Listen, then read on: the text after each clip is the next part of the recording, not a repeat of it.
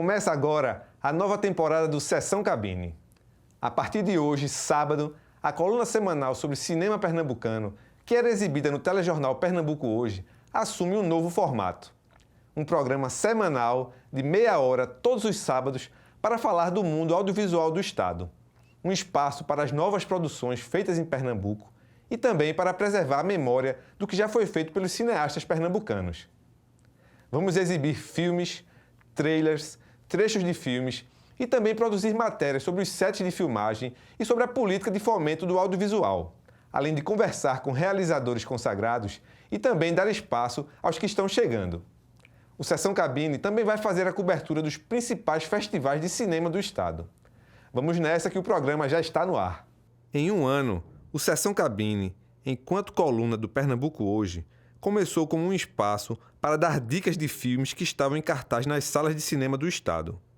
Rapidamente, houve uma mudança de trajetória e ampliação no leque de possibilidades do programa. Entrevistas no estúdio e em locações externas, homenagens a importantes nomes do cinema e uma atenção especial à participação dos filmes pernambucanos em festivais internacionais.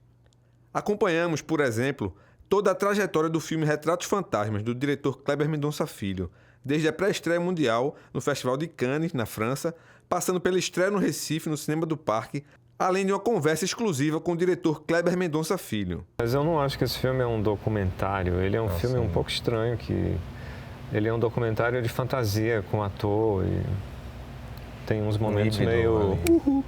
que sai meio fora da... fora do que você espera, talvez. Outro filme que foi acompanhado de perto foi o Sem Coração, coprodução Pernambuco-Alagoas, que representou o cinema dos dois estados no Festival de Veneza. Conversamos com a diretora Nara Normandi sobre a expectativa da estreia na Itália. A gente vem escrevendo esse filme desde 2016 e passamos por um período super difícil, né, de golpe, da era Bolsonaro. É uma grande vitória a gente conseguir ter terminado esse filme e conseguir estrear num festival tão importante que é o Festival de Veneza, né? E acompanhamos a pré-estreia do filme no Recife, que também aconteceu no Cinema do Parque. Ao longo deste primeiro ano, muitos foram os entrevistados. Do crítico, professor e cineasta Alexandre Figueiroa, quando do lançamento de seu filme Consuela. É um filme que eu venho preparando ele desde 2019, né, mas veio a pandemia, né, atrapalhou um pouco o meio de campo, né, porque é um filme feito com recursos próprios, né, com amigos, na brodagem. Porque o filme é uma espécie de homenagem, né, não deixa de ser uma homenagem à figura de Consuela, que foi uma travesti. É uma personalidade muito importante, né, aqui no Recife, nos anos 80, anos 90. Ela teve uma relevância, uma penetração muito grande. Passando pela atriz e diretora Rena Costa. Eu saí de uma ilha, né, que é Santa Catarina, e vim parar aqui, como você falou, né, no Agreste, no Sertão, né, entre Agreste e Sertão, né, porque Buíque fica bem na divisa, exatamente, assim. Eu vim em 2018, sou formado em teatro, licenciatura e bacharelado pela Estadual lá de Santa Catarina. E sou há muitos anos, assim, pelo menos uns 10 anos eu me entendo enquanto um ser muito em movimento, assim, né? Eu acho que o ser artista já traz isso, assim, no mais íntimo, né? Assim, na sua essência. E aí, junto com os grupos de teatro, assim, eu comecei a circular o Brasil e conhecer outras culturas realmente, assim, né? Até chegar ao ator Rubens Santos. Cara, 2010 eu fui fazer um teste para um filme, que até então não sabia quem era o diretor e tal. E era do Kleber Mendonça Filho. O Som ao Redor, fiz o teste, passei e gravei o Som ao Redor e achei que era uma coisa, mais um trabalho, primeiro trabalho de cinema e tal. Nem dei muita bola, te juro. Mas aí toda vez que eu falava para alguém que eu tinha feito um filme do Kleber Mendonça Filho, a reação era tipo assim, você fez um filme com Kleber Mendonça Filho? E eu falava, fiz, cara. Algumas homenagens também foram feitas. C'est trop souvent qu'un gars m'a trompé. Sônia Braga. Avec un certain clin dans les yeux. Uma das maiores estrelas do cinema e da televisão.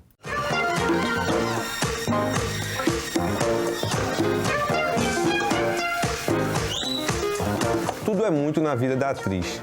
São mais de 50 filmes, mais de 20 séries, 10 novelas e até peças teatrais. Este novo formato do Sessão Cabine estreia junto com a nova programação da TV Pernambuco, que vai garantir muito mais produção local nos sábados, além de novos programas ao longo de toda a semana, como a faixa Audiovisual Pernambuco, que vai ao ar todas as terças-feiras, às 10 da noite. E o Sessão Cabine vai repercutir a programação audiovisual que vai estar no ar na TV Pernambuco. A faixa Audiovisual Pernambuco estreia nesta terça com a exibição do primeiro episódio da série Os Ovos da Raposa. Olha para os cordéis. Terra de gente esperta. A série Os Ovos da Raposa é uma mistura de sátira política e comédia de costumes. Dividida em 13 episódios, a produção se passa na fictícia cidade de Bacatu, durante um período de eleições municipais. E, por meio de personagens hilários, grotescos, brincantes e fantásticos, reflete sobre a política brasileira e a importância de escolher bem o voto. A série é uma produção pernambucana, parceria da Cabra Quente e da Três Brasis, e foi realizada com apoio da EBC, a Empresa Brasil de Comunicação.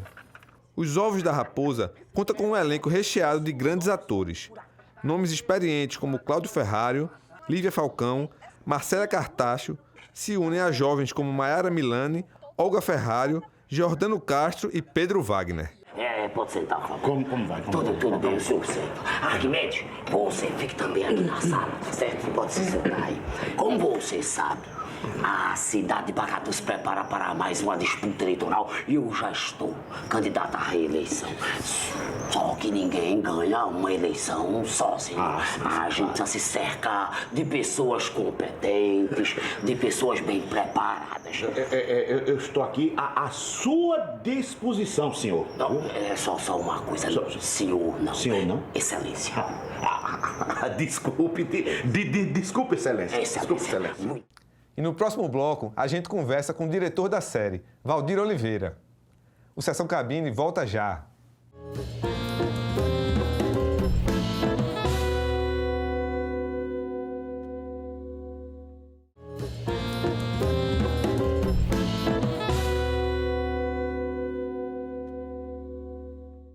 O Sessão Cabine está de volta e agora acompanhado aqui de Valdir Oliveira. Tudo bom, Valdir? Tudo bem, Rafael. Prazer receber você aqui. É um prazer nosso. Valdir, além de diretor, também é o autor e roteirista dos Ovos da Raposa. A gente vai conversar um pouco aqui com ele sobre como foi dirigir essa minissérie, que ela é em 13 episódios. Ela assim, vai passar uma vez por semana aqui na TV Pernambuco, a partir da próxima terça-feira, dia 23, sempre às 10 da noite. Como foi, Valdir, dirigir os Ovos da... Criar, né? Pensar na história, roteirizar e dirigir essa série? Então, dá para ver de cara assim que é um grande desafio, né? Mas assim, eu gosto de desafios.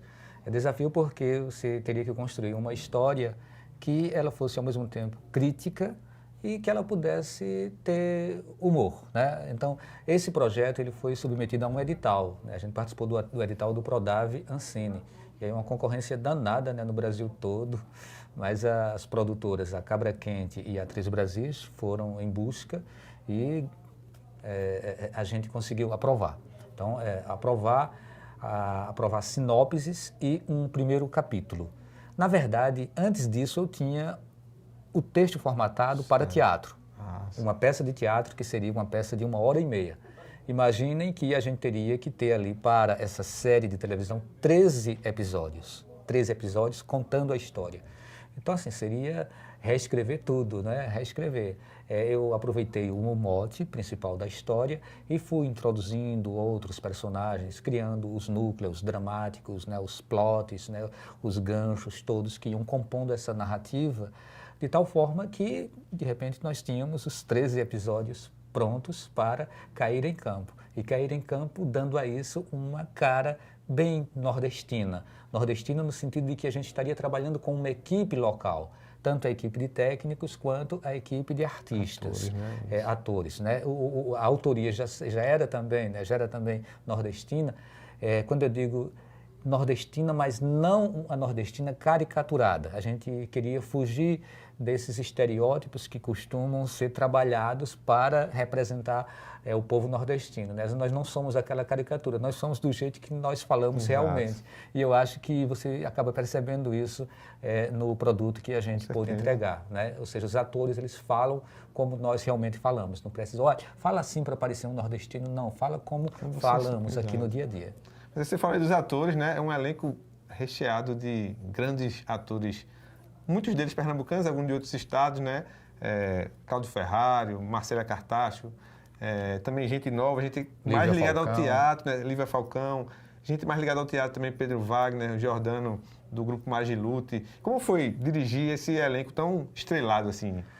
Eu sempre tive um fascínio e, ao mesmo tempo, assim, uma busca muito grande pela qualidade da interpretação de atores.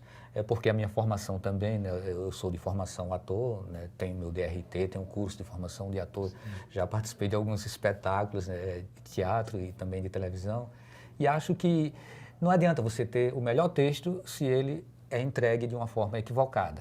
Então tem que haver unidade de interpretação. Para haver unidade, todo o elenco ele tem que ser muito bom, né? E a gente foi em busca disso. Então a gente trouxe a Lívia Falcão, que além de ser uma atriz muito conhecida, muito talentosa, ela também faz esse papel de preparadora de elenco. Então, estivemos eu e Lívia trabalhando isso o tempo todo junto com os atores, que no set não tiveram mais dificuldade em trazer os personagens que iriam representar.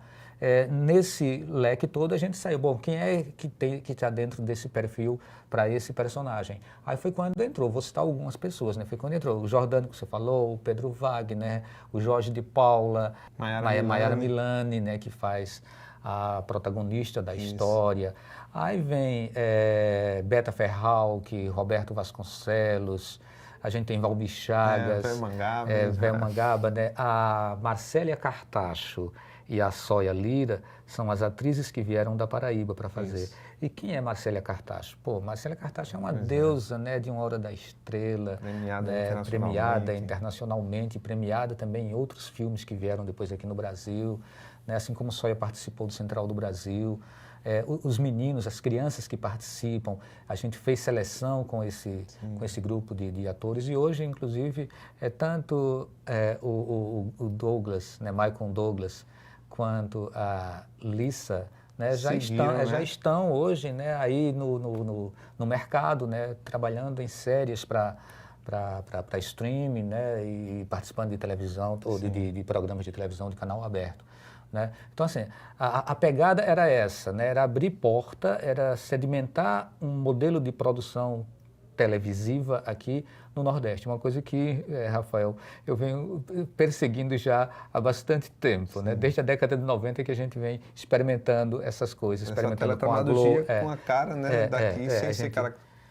caricatura, isso, né? a gente experimentou na Globo, né? Teve alguns especiais que nós fizemos lá, começou com A Promessa de Jeremias, e aí teve vários atores, né? Zé Pimentel, Fátima Aguiar, Zé Ramos, o Carlos Lira, o Marco Macena, enfim, era um elenco grande. Depois veio Caminhos de Monte Santo, veio Santo por Acaso, ópera do Bandoleiro, que era um texto de J. Raposo, e ele pediu para eu colaborar também no roteiro.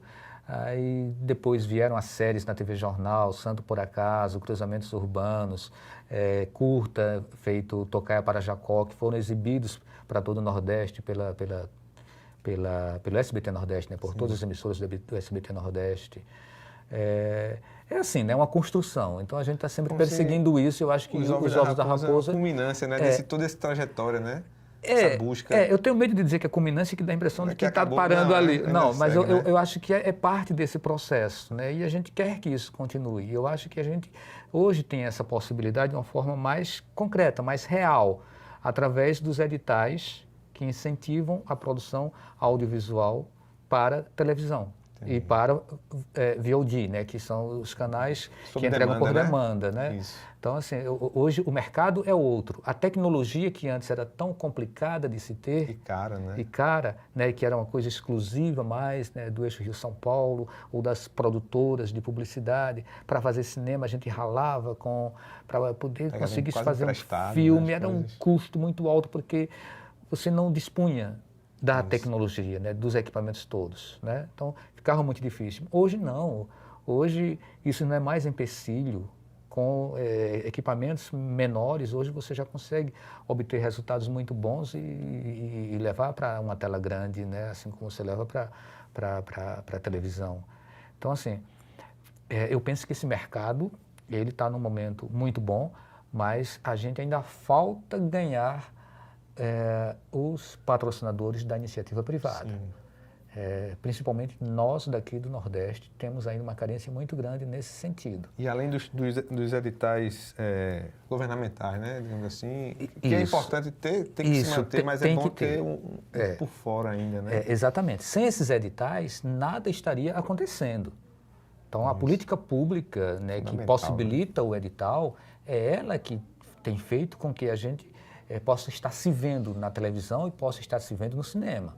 Né? Então, são essas políticas públicas, são esses editais do FSA, né, o Fundo Setorial de Audiovisual, né, Prodave, né, os projetos de fluxo contínuo da Ancine, o Funcultura daqui de Pernambuco, né, a Lei Paulo Gustavo, Lei Aldir Blanc. Então, são possibilidades que estão realmente dando sustento a essa cadeia criativa, a essa cadeia produtiva. Mas, é como eu falo, e o mecenato? É necessário que a gente tenha o mecenato. Eu acho que a Lei Rouanet, ela ainda não atende de uma forma... contempla tudo, que né? Que contemple a produção da região Nordeste. Salvo raras exceções, sabe? O Nordeste, ele utiliza muito pouco, porque é preciso que você tenha o patrocinador. Tem menos e esse patrocinador, aqui, né? Assim, esse patrocinador não aparece, porque existe uma concentração da distribuição dessas verbas a partir das matrizes das grandes empresas multinacionais, né, que ficam concentradas no eixo Rio-São Paulo. Então, isso gera uma certa dificuldade. Mas aí é uma coisa que a gente tem que buscar lá na frente, né? Se a gente for falar aqui, é muito assunto. É outro programa, né? A gente fala só sobre a gente acaba não falando dos ovos da raposa. Fomento, né? Isso, mas então, voltando para os ovos da raposa, é uma sátira, como você falou, mas também tem muito humor, né? Parece também uma comédia de costumes também, um pouco assim. E a gente vê, ela tem a questão dessa crítica política, né? E ela tá, acho que é muito importante estar passando num canal, né? Ela já passou em outros canais, mas vai passar agora na TV Pernambuco, né?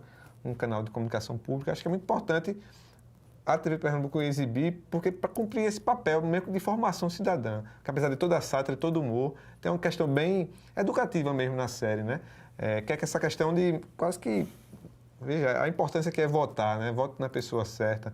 Fala um pouco disso, assim, né? E a gente vai estar exibindo no ano de 2024, que é o ano de eleição municipal, que é exatamente quando se passa, né, a história de Os Ovos da Raposa, durante uma eleição municipal na cidade fictícia de Bacatu. Né? O que é que tu acha desse valor, assim, de educação política? Eu acho que a gente tem que agradecer, fica muito feliz com essa possibilidade de a série voltar para a TV, né, e através aqui exatamente de uma TV pública, né, como é o caso da TV Pernambuco. O projeto ele teve sempre esse foco, né, é um projeto que é um conteúdo, é um produto que é para ser compartilhado com as pessoas sem que elas tenham que desembolsar absolutamente nada, ou sem que essa narrativa, essa forma de produção, ela estivesse vinculada a uma necessidade de lucro. Não, em nenhum momento Os Ovos da Raposa pensou em lucro. Ele pensa em fazer uma provocação com alegria, com humor, com entretenimento. Então, essa provocação, ela, acredito que da forma como o texto foi trabalhado, ele leve as pessoas a refletirem sobre o valor de um voto, o valor de uma escolha correta, né? Quem são aqueles que nos governam? O que é que está por trás de um político que a gente elege e que vai ocupar lá o parlamento, a tribuna, numa Câmara, no Senado, né? Ou a presidência, ou uma prefeitura, um gabinete e uma prefeitura? Essas pessoas vão, de certa forma, administrar nossas vidas. São administradores das nossas vidas. Né? Eles interferem de uma forma muito aguda no nosso dia a dia. Então, a nossa escolha, ela tem que ser uma escolha muito racional, ela tem que ser uma escolha muito técnica. E a gente só vai conseguir fazer isso se a gente procurar conhecer a fundo aqueles que vamos eleger. Tem gente que diz, não, eu só voto porque é obrigado. Eu nem diria que o voto no Brasil é obrigatório. É obrigatório que você cumpra a sua missão lá, você tem um compromisso com a justiça eleitoral. Você pode não votar, né, e justificar o seu voto. Mas o voto é um direito. E é um direito que a gente tem que se apropriar dele como sendo a grande dádiva. Porque, caramba, como é que vocês... Não, eu vou votar em branco, eu não vou votar, vou deixar para lá. Para deixar outra pessoa escolher no teu lugar. A gente esteve perto de perder esse direito, né, agora recentemente. E depois, sabe? Você pode, de repente, eleger um tirano, eleger uma pessoa que resolva, numa simples canetada, provocar uma guerra entre a nação onde você reside e uma nação vizinha, que ele pode provocar uma guerra civil, não sabe? A gente sabe que tem políticos, aí é claro que a gente não está generalizando, né? Mas a gente sabe que tem pessoas que se infiltram dentro dessas estruturas de poder e que são capazes de cometer assassinatos, de encomendar assassinatos. A gente tem visto isso aí muito claramente, né? Não é só a mídia que tem mostrado, são os fatos, inclusive fatos jurídicos, que têm mostrado que isso acontece. Então, veja o tamanho da responsabilidade da gente na hora de escolher um político. E o Zé Abelinto, ele é um pilantra, ele é um malandra, né? É um malandra que ele joga com os valores das pessoas, ele manipula os seus eleitores, ele se acha o deus da história, se acha invencível. Você tem o outro que é o prefeito, né? Que é o prefeito, o candidato que chega também com segundas intenções, isso, né? Ele está pensando na população ou está pensando na carreira política dele? Isso. Sabe? Chega como um nome novo, mas com algumas práticas bastante antigas. Né? Tem melhor e pior, aí é onde o desafio é colocado para cada um de nós eleitores, sabe? Será que existe realmente o melhor e o pior? Existe o bom e o ruim, ou é o menos ruim, ou é o menos bom, não é? Aí você tem que fazer uma análise e tentar entender essa pessoa que se candidata como sendo um gestor público. Isso. Essa pessoa reúne as qualidades de um gestor público. Para você ser gestor de uma empresa, você tem que ter essas qualidades, né? Seja através de uma formação acadêmica, seja através de uma formação mesmo, prática. Né? Mas você tem que saber ser um gestor. Isso. Não é uma questão, não, eu sou contra ou a favor do aborto. Eu sou religioso, eu creio em Deus ou não creio em Deus. Eu sou a favor da comunidade LGBT ou sou contra a comunidade LGBT.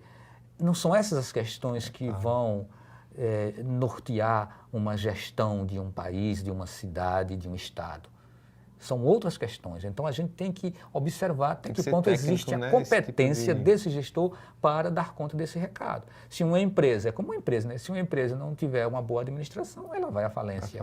Então, assim, vamos ficar ligados, porque a gente não pode levar à falência o nosso município, levar à falência o nosso estado, o nosso país, porque a gente morre junto, se a gente escolher errado. Realmente me chamou muito a atenção isso, essa questão de não cair nessa armadilha do maniqueísmo, né? Nem o prefeito que está lá há muito tempo, nem o que chega de fora, não existe realmente, como você falou, nem o bom, nem o mau. Todos dois são raposas. São raposas, né? São raposa. A brincadeira. E o povo é que está ali, né? Você vê muitas... A série consegue entrar... Tem a questão da resistência através da cultura, tem o jornalista, né? O radialista que está fazendo a resistência também ali, tem a empreendedora que está fazendo o seu trabalho crescer, independente da política que está sendo feita. Assim, eu acho muito interessante isso, que essa questão da política foge do maniqueísmo, ao mesmo tempo mostra o povo resistindo a essas brigas políticas, né? Com as coisas que realmente interessam, né? Isso. E não só na questão do empreendedorismo, da cultura, da imprensa livre, né? O artista tudo da rua, o artista que precisa de fala, né? O boneco que denuncia, exato, né? O bonequeiro lá, ele, né, que é interpretado pelo Fábio Caio, que é um grande artista, né? Marcondes também, né, que eu não tinha citado lá antes. Enfim, né, tem pessoas que vão dizer, caramba, você não me citou, mas... Realmente é muita gente para citar. Não dá para lembrar de todo mundo, né? Mas em relação ao personagem que é interpretado pelo Fábio Caio, né, que é o Ramon dos bonecos, ele está dentro de um núcleo de ludicidade absoluta, né? A construção dos mamulengos que se apresentam na rua, né? O filho dele que gosta das histórias que ele conta e que às vezes vem animação, né? Vem tudo dentro dessa coisa bem pueril, assim. Mas, ao mesmo tempo, esses bonecos, eles metem o pau nas coisas erradas que o prefeito faz, né? E ele está imbuído dessa consciência. Ele é um cidadão que tem consciência de que as coisas precisam ser ditas, né? Quem merecer ser criticado, deve ser criticado. E não é a crítica pela crítica, é a crítica em prol de melhorias para a comunidade onde você está inserido. Então, a lógica me parece que é um pouco essa. Maravilha. É isso, Valdir. Então, muito obrigado aqui pela presença. Foi ótimo. Disponha. Aqui as portas estão abertas para você vir, para a gente conversar mais sobre seus projetos, os que passaram e os futuros, já que não tem culminância nenhuma, está tudo seguindo ainda. E na semana que vem a gente volta para conversar um pouco mais sobre o audiovisual aqui em Pernambuco.